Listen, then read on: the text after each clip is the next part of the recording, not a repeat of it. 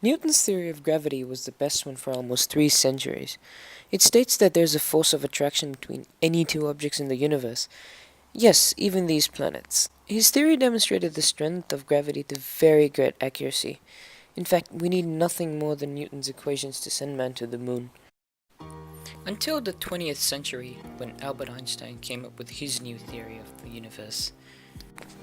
Reality is very different from what we were taught in school. Sad to break it to you, but gravity is actually not a fundamental force of nature. We need to look at forces from a different perspective. Imagine two people starting at the equator and start walking parallel to each other and towards the North Pole. Their paths are initially perpendicular to the equator, and we notice that the distance between the two people decreases, even though they continue in straight lines under inertia. Both of them end up at the equator. This gives us a notion of force of attraction between the two people, even though there's actually no force. Gravity works in the same way. For this, we need to look at the universe differently, a vision of the universe created in the mind of Albert Einstein. The theory unifies 3 dimensions of space and 1 dimension of time into one single continuum, spacetime. Massive objects that are suspended in this spacetime cause it to curve locally and distort the inertial paths of objects. Since time and space are woven into one single continuum, change in the coordinates in space causes a change in time as well. Events in space like this meteorite shower occur at a specific time for one observer and are different for another. This is because both observers are located at different spatial coordinates.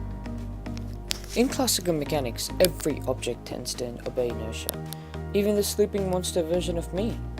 In general relativity, objects tend to continue at inertia even in curved space. But we need to modify our notion of these straight lines. In curved space, the shortest possible path between 2 points is known as a geodesic. Similarly, objects in curved space continue along these geodesics and remain at inertia. This following of geodesics in curved space gives us a notion of gravity. The greatest living proof of general relativity is gravitational lensing. The curving of light due to distorted space is known as gravitational lensing. Sounds confusing, I know. Now, imagine me as a bright star in space.